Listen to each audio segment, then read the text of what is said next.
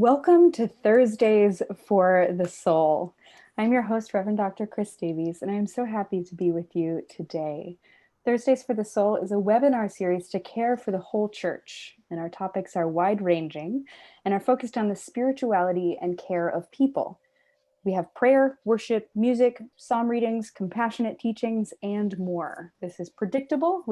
This happens every Thursday at 3:30 Eastern, 2:30 Central, 1:30 Mountain, 12:30 Pacific, 11:30 Hawaiian, and 9:30 a.m. 11:30 Alaskan and 9:30 Hawaiian. So we are so glad that you are with us.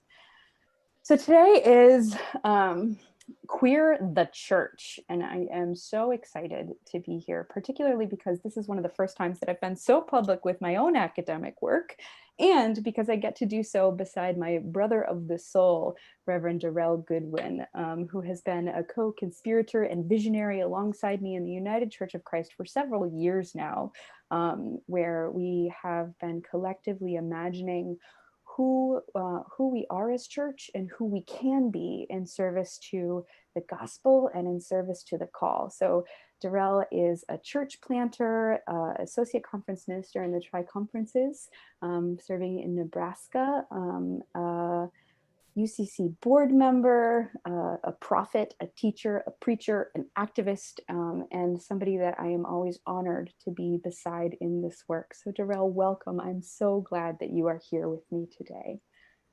I'm glad to be with you, and if I get to introduce you back, I want to introduce you holding this. There's a wonderful person, Juanita Roberson, who's been working with the national setting, and she talks about that we can introduce each other just about all of our jobs, or we can talk about stories.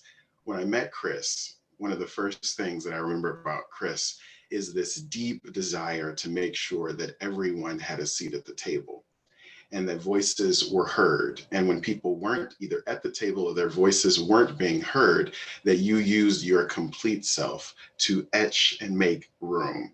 And I think that when I think about the future of this denomination, the future of the church, really innovative spirit, it's going to be folks who are either willing to make sure there's room at the table or dismantle the tables that exist and help new tables be formed. And actually, probably you wouldn't even create a table, it would be a circle that we could all sit around so that more and more people, the circle could always be widened. So that's who I see you as, a circle maker, a welcomer of those who may not have felt welcomed, and you always make room.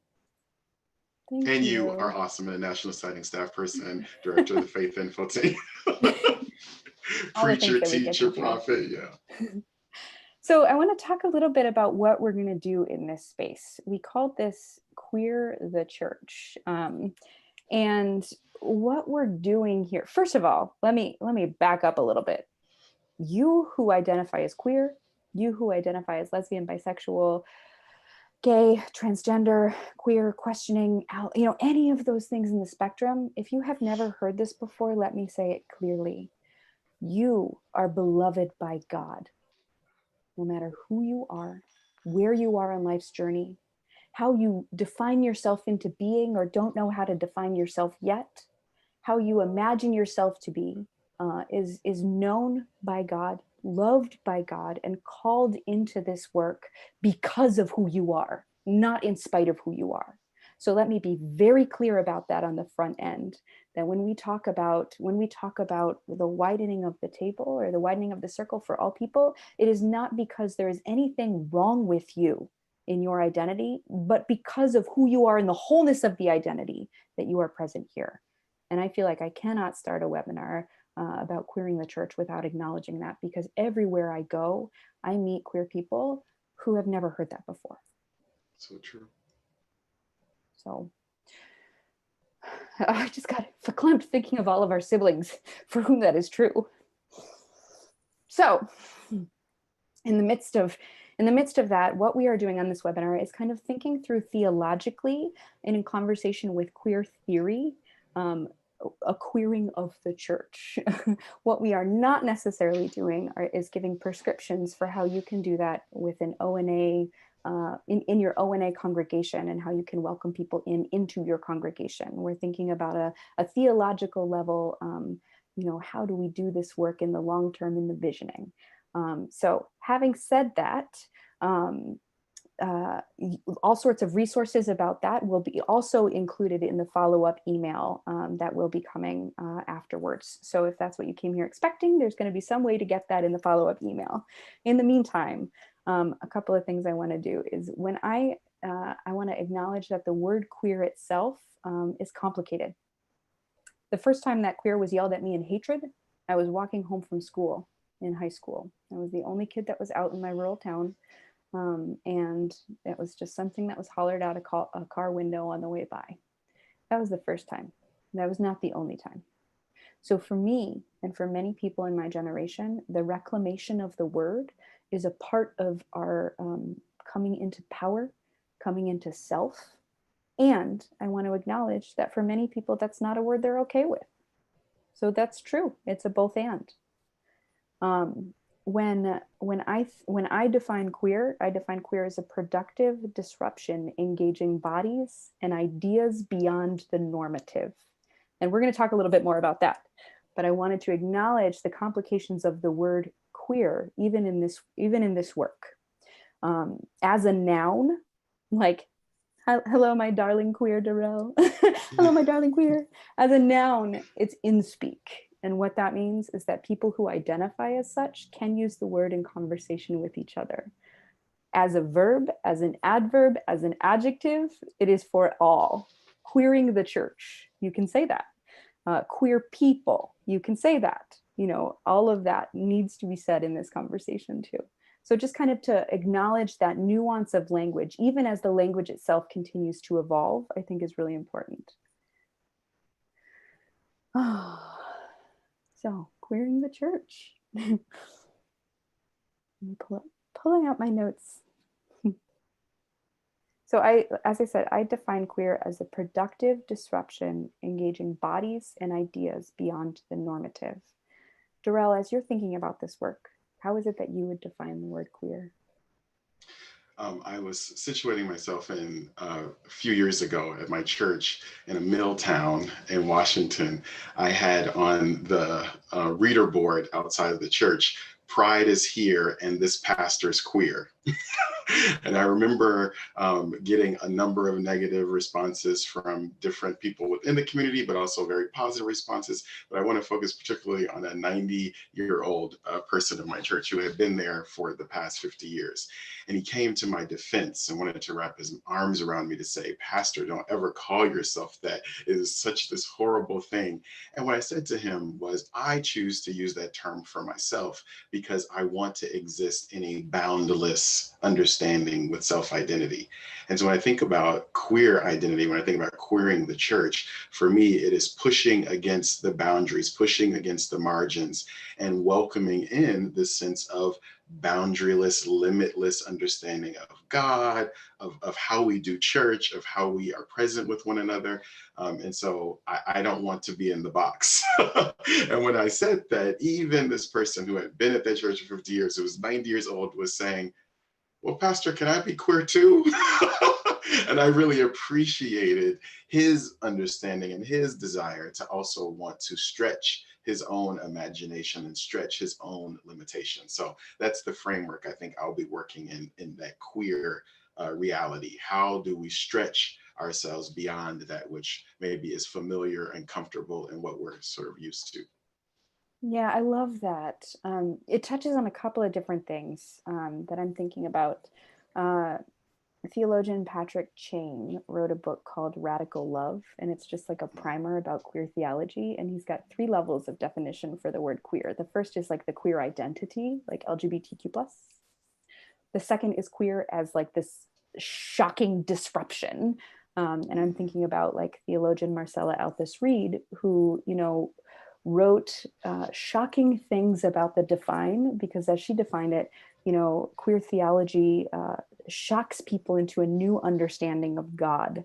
And if we are taught a very specific way and then kind of moved into a different way of understanding God, there's illumination that can happen. There's a understanding of a different way of God. And the third one that he references in the definition of the word queer is just kind of this like what you're exactly as you are saying, this boundless, this unlimited, this towards the end of beyond the capacity that we have to imagine. And to me, that's the kind of work that I really center in. You know, we were talking the other day because so Darrell and I are in conversation fairly often, but we were talking the other day and about how like what a wild time to be called for such a time as this.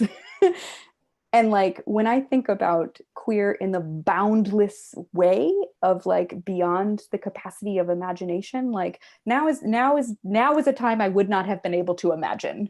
So in some ways, like the leadership that we bring, because we have practiced that boundless energy for many years in our identities, is well equipped to lead now.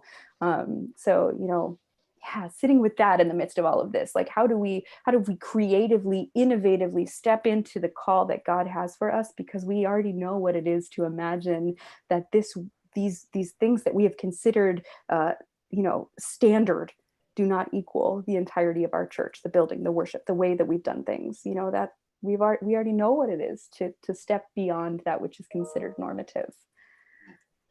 One of the things I thought about, Chris, as you said that is, I think of innovation with two. I want to put a word in front of it. The first one would be sustaining innovation, and I think there are creative and amazing ideas we have, but they're meant to sustain what is. We're tweaking, we're kind of doing some funky things with it, but we're actually sort of not moving out of that boundary. And I think when you talked about queerness being disruptive, I think queering the church, there is this understanding of a disruptive innovation. It's something that says we are pushing forward, but it's going to disrupt. It's probably going to cause some discomfort. It's going to cause us to reimagine and rethink and sort of redo. And for folks who might be struggling with, well, is queer just for LGBT folks, or are you saying that innovation only belongs to? No, I want to say you can actually be innovative, but just sustain that which is. And then that you can be innovative, but be disrupting the system that currently exists so that something new might be birthed.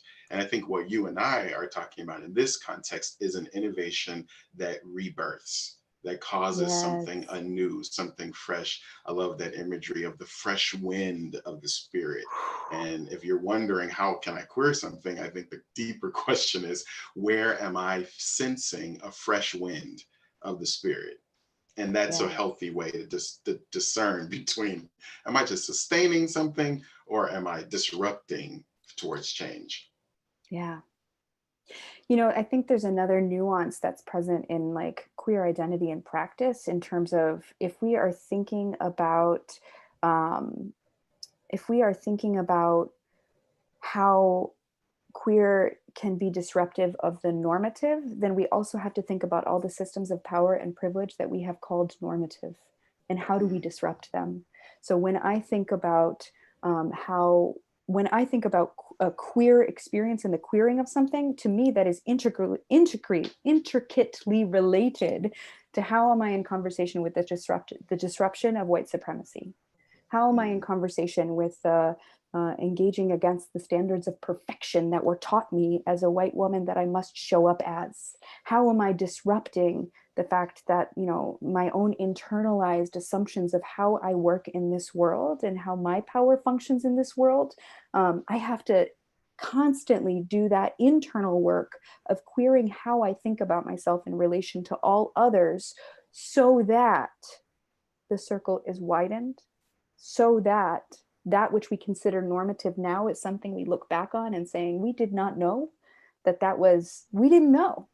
And we know now and can do better. So, you know, to me, those things are intimately connected. I like the invitation to think of, I think if I were to put everything we're saying in this nice holder, I might describe it as a lens.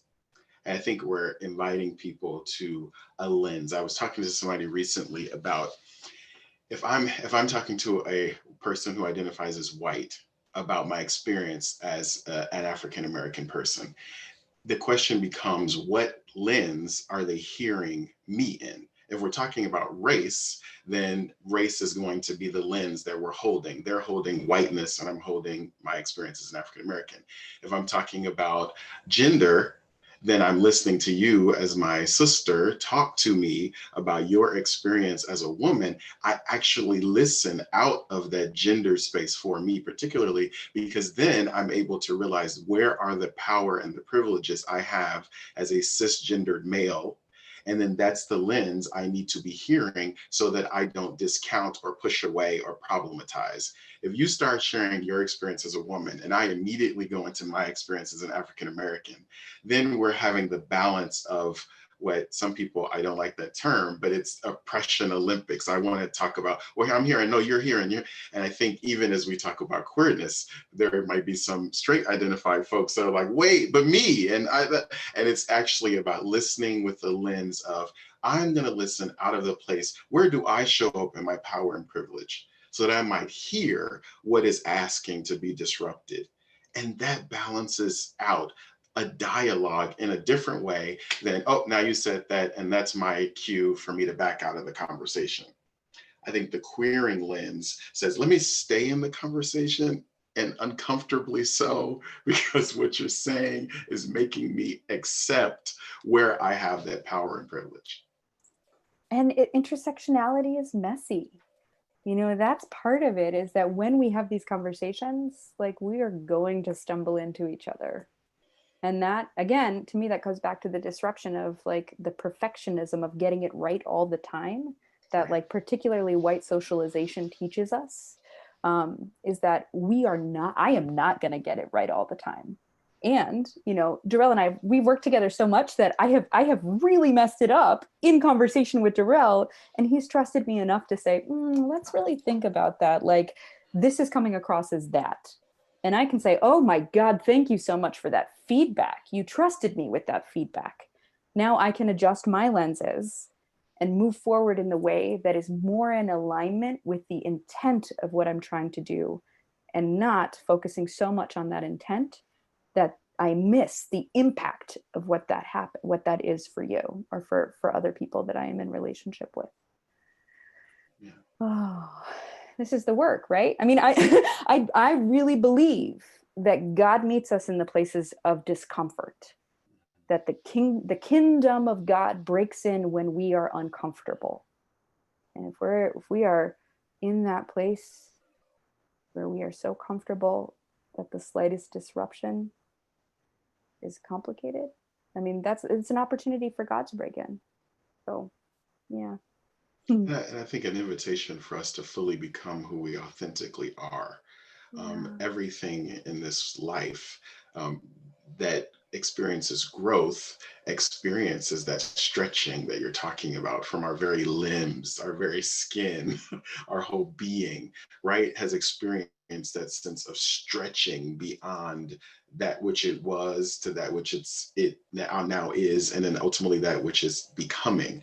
And I think a queering lens asks you to hold the space of stretching every step along the way, as opposed to, I mean, I guess I would say, imagine how our lives, our bodies, and everything else would be if we literally tried to constrain ourselves from ever growing to the next phase of being. I mean, people would think that was ludicrous, but yet we do that with our theology, our church structures, our systems, our way of being, our way of relating. It's always, nope, nope, nope, don't push me over there. I think when you talked about the challenges, I think for us, the texts I send, like, Chris, will you read this and tell me, and I'm asking for, where are the blind spots? Where are the spaces in Well, which I'm missing yeah, and something? even in that language, I'm learning that when I say something like blind spots, there's an ableist connotation that comes along with that, you know. And I think that's a great example, for all of our work, in that, in if we're doing the work of queering, we're going to reach the horizons and then learn that there is so much further to go. So, in when I was in my academic work about queer theology, queer theory, and the queering of proclamation or preaching, one of the things that I really connect queer theology to and queer proclamation to is a queer eschatology. And what I mean by that, and eschatology, that's a word that means kind of like the end times, and it can be individual, me, like what will happen after I die. It can be collective. How are we imagining a world that God is calling us into on heaven as it is on earth?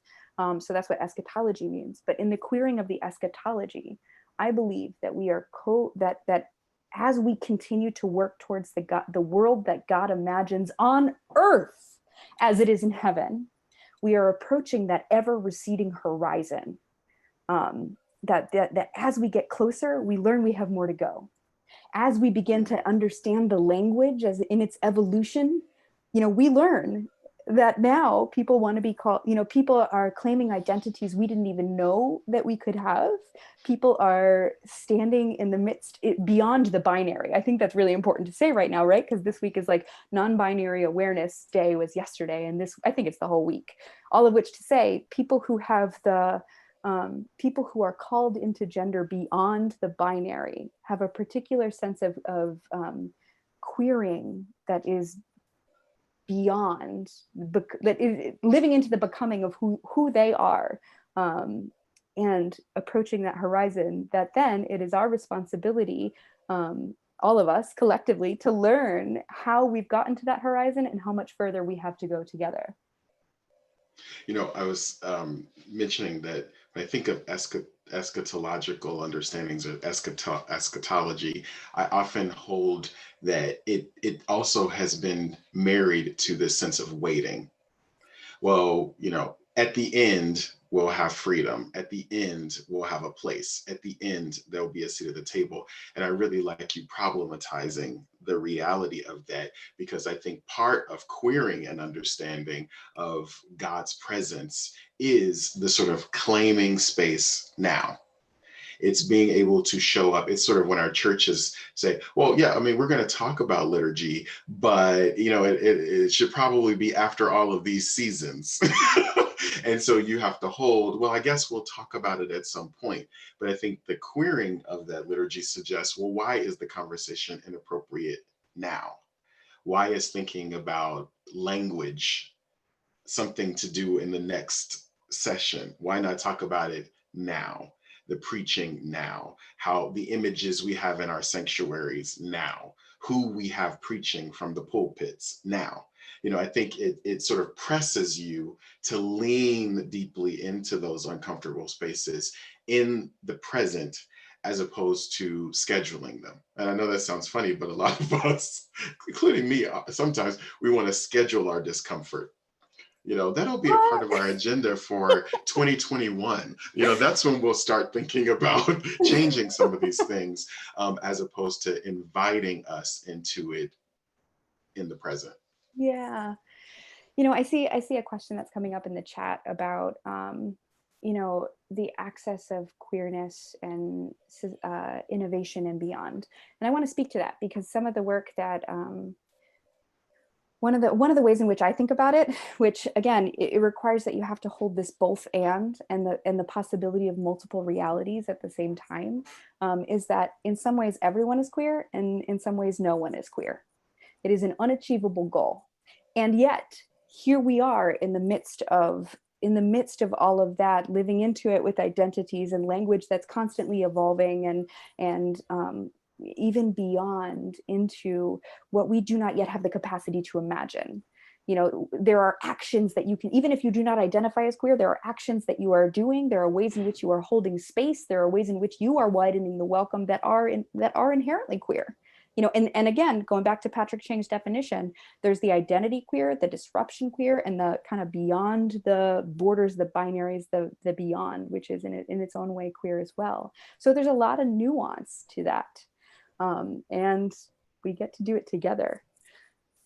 Yeah. Well, I was just going to laugh about. I like to sort of draw attention to things as they're happening.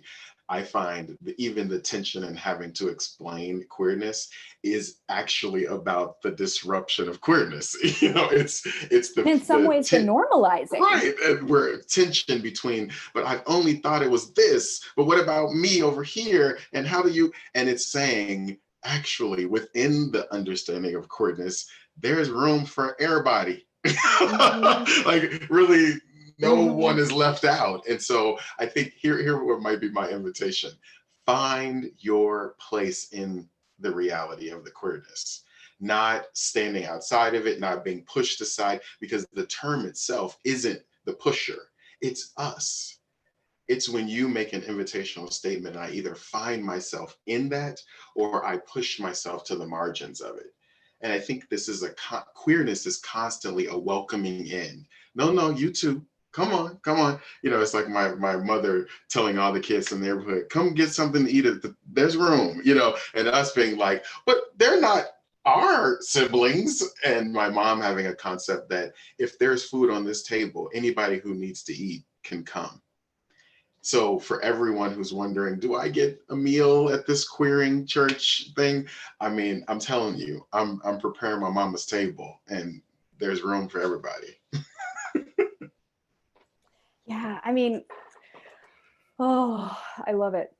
Yeah, the experience that I have in queer community in Pride spaces, first let me back up and be clear. Pride started as people of color and trans folk protesting police brutality at the Stonewall Inn in New York City. That is our history. And these are the same conversations that we are having. And I feel like we must say that. And in the ways in which I have participated in Pride for at this point over a decade, every year finding ways to be present within community in the wide array of people that are within it, the intersectionalities and the ways people show up, even when there are completely different understandings of what it is for them to be queer, what it is for them to be in the space, what our life experiences are together. The energy of all of that happening at the same time, for me, I experience that as divine. I experience that as ritual. I experience that as a spirituality that is present when people come together, and celebrate who and how we are in the world. I want to move a little bit into a question that came up in our Q&A about LGBT and sin. Because again, I think that in having these conversations, we can't not address the fact that Christianity has so wounded queer people. Our theology, our purity cultures, or ways in which we have taught that the Bible says this, let us be clear, is one way of understanding and interpreting scripture that is used in violence. And when people cherry pick specific scriptures without referencing the history of translation, the history of men in power and how they've used it, and the history of how it is and the current reality of how it is being used for literal violence, to me, that is not of God. What is of God is you living into the wholeness of who you are, the wholeness of your identity. God is love, and nothing will keep you from the love of God. That is in scripture too. And that's what we can prioritize and lift up.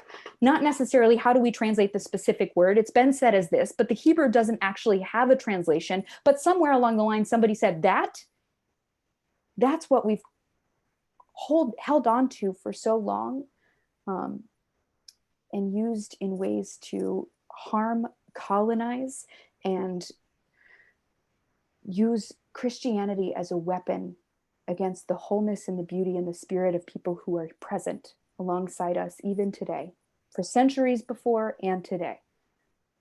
So, how we engage that scripture, it's not just the one, it's the whole of it. And in the United Church of Christ, one of the things we consistently say is that God is still speaking. The theology in the Bible that is presented is something we are in conversation with that ever receding horizon. The folks who were there didn't realize we could go this far, and now we know we can do better, and God is still speaking and calling us further, and look what we can do now that we know. I think that is absolutely worth saying. I often, as a local church pastor, held when members would come, coming from very sin-heavy theological traditions and wondering kind of how they entered into that. I would say, I would offer this. This is, I'm not saying how this is rooted and grounded in anything, but Darrell Goodwin's kind of philosophical frame, that to me, sin is any lie that would make you believe you could be separated from God. That any lie, anything that could tell you that you could be separated from God, that is in effect sin. And so when we started thinking about our being and our walking in this belief is telling me I'm separated from God, then that's lie. That's a lie. And that's the whoever constructed that thing, that's the sin. It was the sin to construct it. And I think for our LGBT folks, for queer, however you want to define all of the different identities we have and bring to the table, I think rooted in a theology of white supremacy is also a theology of exclusion. And separating and pushing and creating minoritized peoples and marginalized peoples. This sense of constantly running towards I love the languaging of standard, or quote normalized, and even what we've defined by as those things are rooted and grounded in that same sense of white supremacy, which for me, those are systems that are about lacking intimacy. Those are systems that are rooted in a form of displacement. Because see, Chris, if I want to oppress you, then the first thing I have to do is to restrict you from intimacy with God, intimacy with the divine. And how do I do that? By claiming your identities as evil, as wrong, as sin, as less than. And I think we see a culture, even within our faith, where that's happened around race and gender and sexual orientation and socioeconomic status, like rooted and grounded in Christian identity.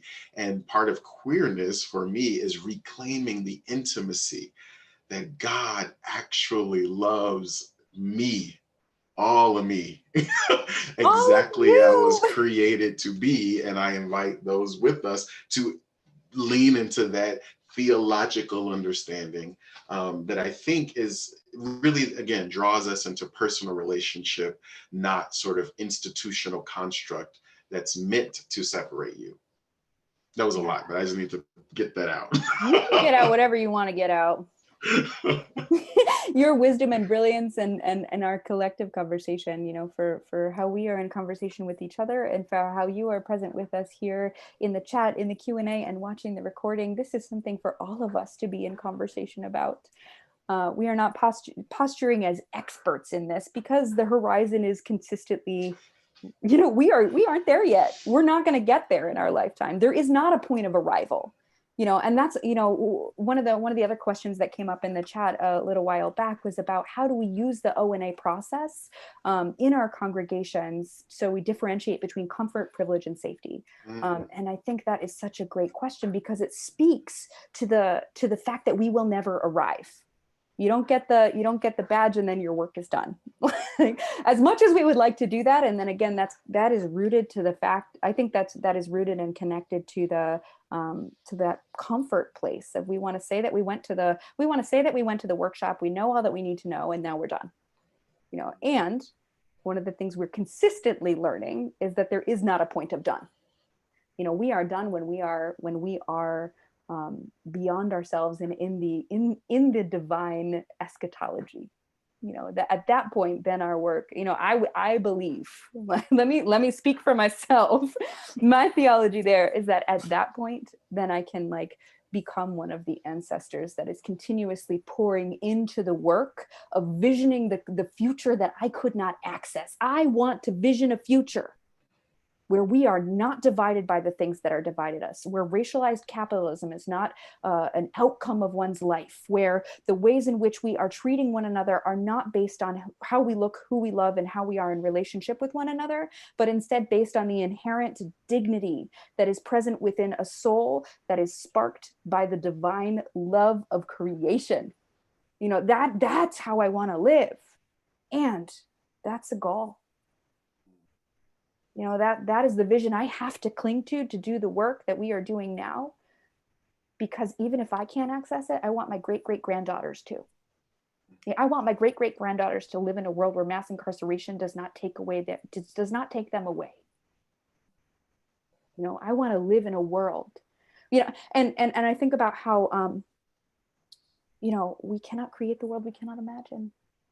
This imagination work, for me, it's all about how are we using our faith in conversation with, you know, the world that God is imagining alongside us, right?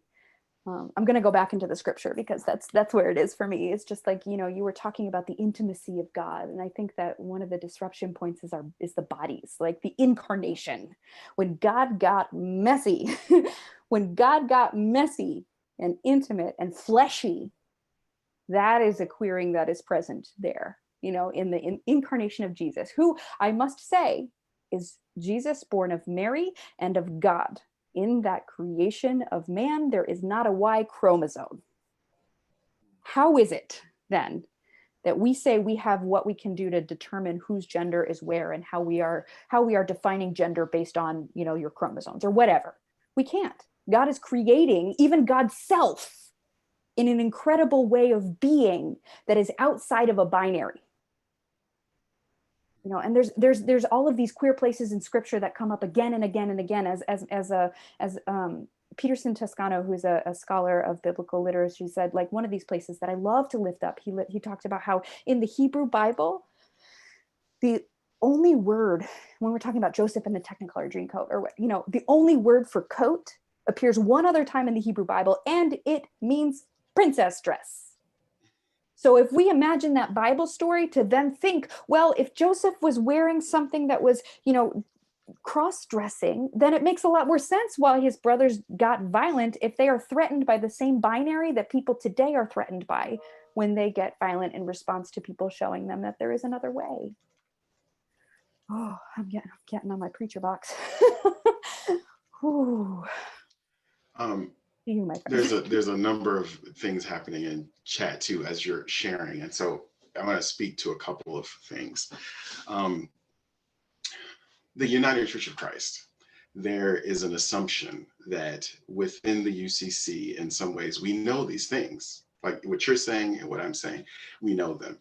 I would challenge us that the United Church of Christ is not a monolith. I think the tension of the standardization is even that. I serve in the heartland of the United Church of Christ in Iowa, Nebraska, and South Dakota, to be specific. Some of the concepts that you and I are talking about would be brand new. They would not be things that people have heard, that they've held, that they've lived into. Yeah. And then in other environments in this great church, this is old hat. The tension becomes, how do I not assume that what I know and what works for me is therefore the standardization of everyone? And then how do I even enter into a conversation understanding that I actually might need to lean in more? I'll give a quick example of the querying of how we think we know. I would say that I don't, I'll just tell the story. So at my church, my local church I was pastoring, I was very conscientiously aware that every Sunday people were hearing a cisgendered male voice. And I was also very consciously aware that from my entire childhood, my call to ministry was constantly reinforced as valid and whole.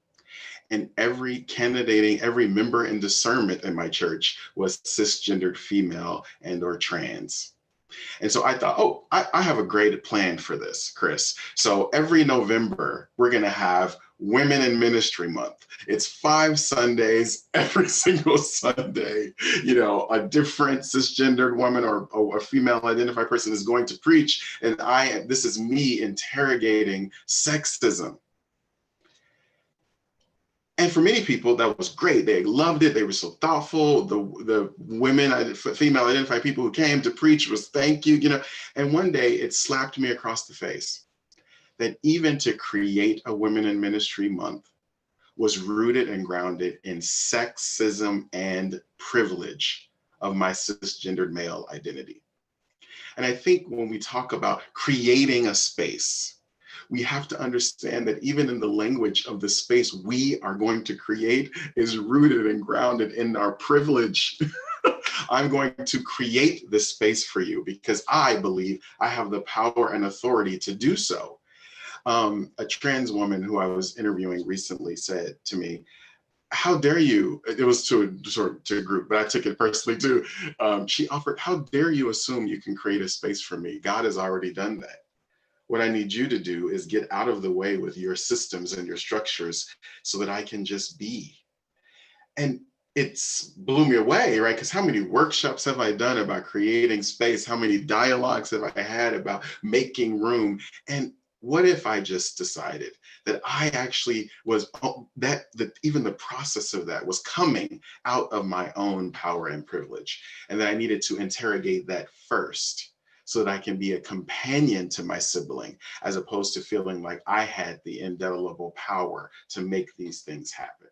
I think that's what I'm wrestling with as I'm thinking about, quote, are we preaching to the choir? Or do people already know this stuff? Or why are we talking about something that in the UCC we know? I'm thinking, no, there are so many more layers. And so many more for us to learn too.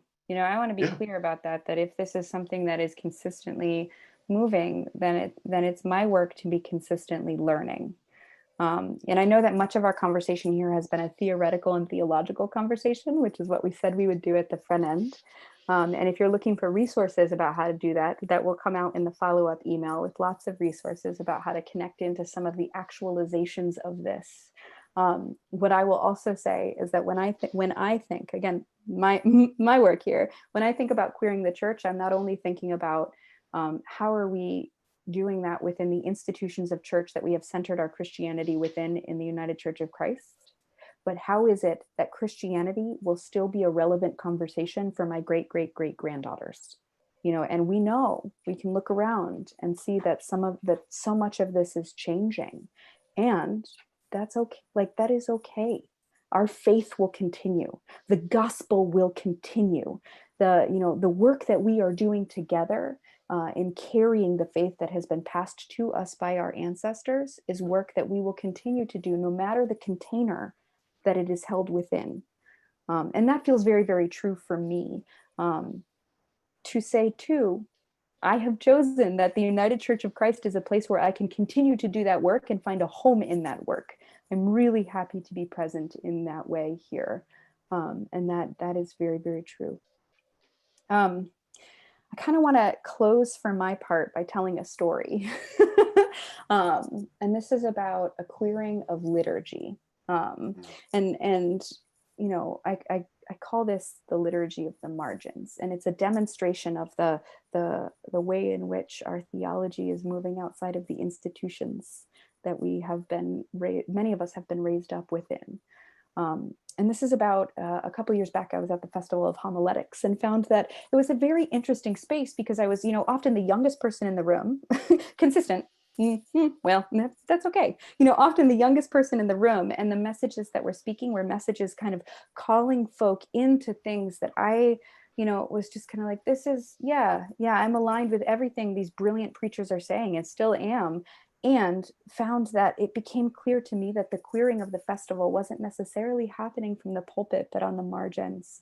And so the festival carried on with the scheduled preachers and workshops and the respectable people attending what caught their interest. And I found like-minded, gentle rebels present on the margins, where we'd go for lunch and skip an event and have a beer and talk about our own engagement with the proclaimed word and the contexts that we know and love.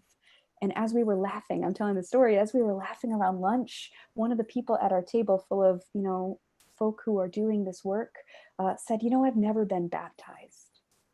And her friend from before college said, do you want to be? We could do that, and she laughed and shook her head, and the conversation moved on.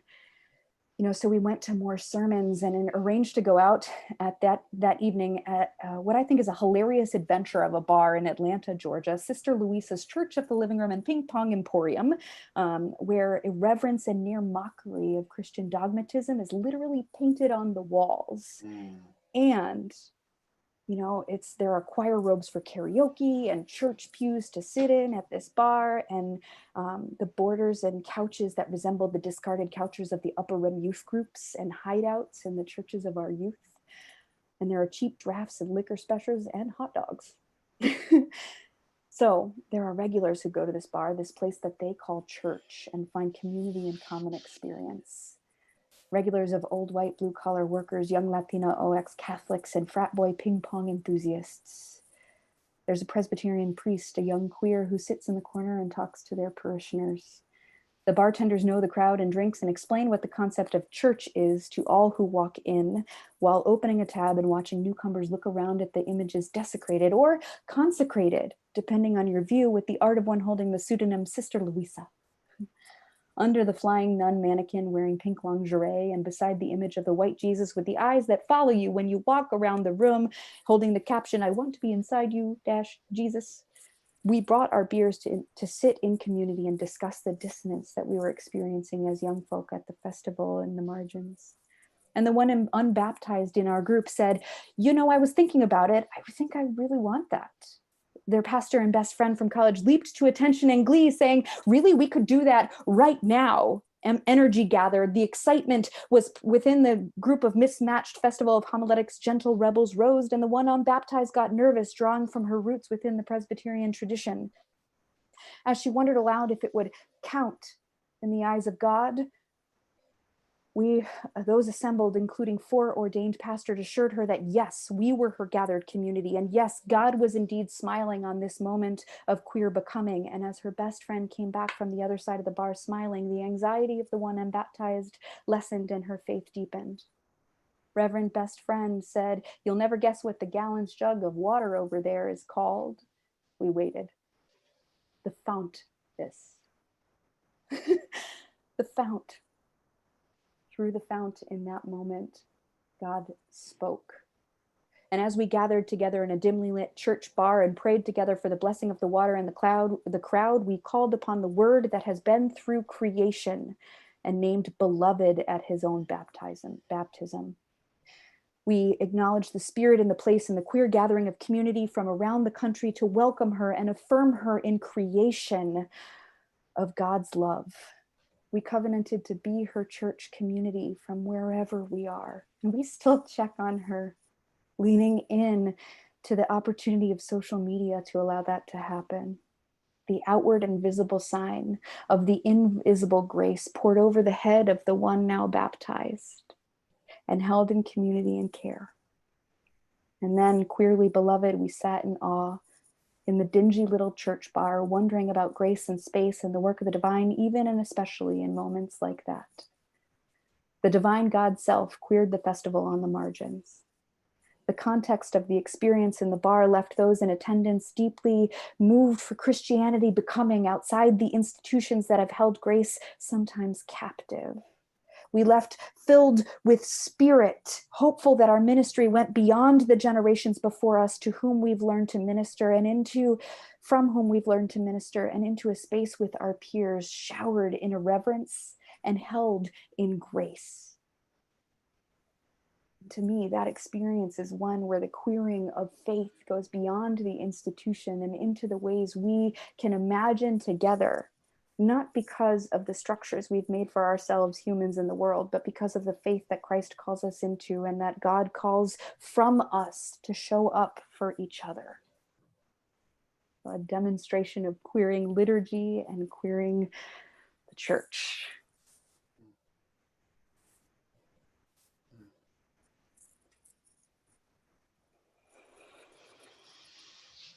I heard in your story this invitation for us to release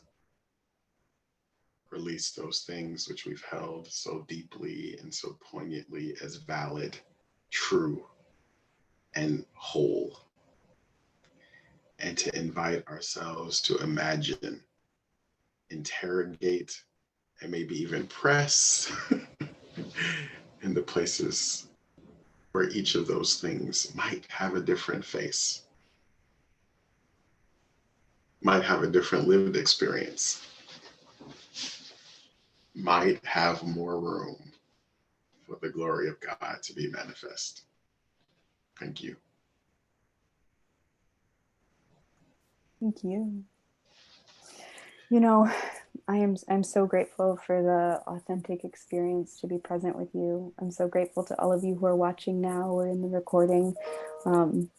It's a lot to bring the work that I've poured so much energy into academically and like offer it to all of you. So thank you for journeying with me, Darrell. Thank you for being a constant companion and conversation partner and friend in this work. This webinar, as you all know, is part of a series. And if this is the kind of thing that matters to you, if you have been transformed, then you can help support the mission of the United Church of Christ and the annual fund by texting UCC to 41444. And through that, we can continue to do this kind of work where we are together, stretching the things that we thought were possible, imagining into a future that we can get to through the help of God and through the work that we put in. Listen to me, I'm a good Protestant. We're going to work together. We're going to do it. And in the midst of all of that, we will get a glimpse of the kingdom of God on earth. So for all of the ways in which we are in community together, I give thanks. And as we breathe into this, I also want to name that there's a couple of other webinars coming up that may be of interest to you. On Tuesday, we're going to be talking about the strength of lay leadership, particularly in times of crisis. And there's a couple of lay leaders who are going to join us, and they are brilliant, and I'm super excited to be present with them. On Thursday, we will be talking together. We're going to be listening alongside Pilgrim Press and having story time and a barn tour from one of the new writers of Pilgrim Press. And her name is coming up in the chat. And Catherine Foote is the author, and we will be with her on Thursday. And to learn more about the open and affirming work of the United Church of Christ, I want to point to your attention of another webinar coming up, which will go out in the follow-up information, thinking through, oh gosh, Mike, what is it called? I know you're with us. Which will come out in the chat, and you can look for the link that is there, that is coming as we are closing up. And in blessing, Darrell, will you close us in prayer? And again, all of this information that I've just said is going to come out to you in a follow-up email with the resources that you can do within your local congregations, as well as some of the theological resources that we have pointed to in our conversations and or meant to. So. I actually want to read a poem that I think is really a lot of what we've talked about in an invitation. So it's called Falling in Love with God. Nothing is more practical than finding God. That is, falling in love in a quite absolute, final way. What you are in love with, what seizes your imagination, will affect everything. It will decide what will get you out of bed in the morning, what you will do with your evenings, how you will spend your weekends, what you read, who you know, what breaks your heart, and what amazes you with joy and gratitude. Fall in love, stay in love, and it will decide everything. My simple blessing from Pedro Rupe, that was his poem, Falling in Love, is that we might fall in love with moving out of the box, that we might fall in love with stretching ourselves in ways that we could not imagine, that we might fall in love with people who do not look like us, think like us, act like us, hold our theology, and that we might fall in love with becoming, so that we know that each and every day we are being stretched into who the divine has created us to be. Ashe and amen.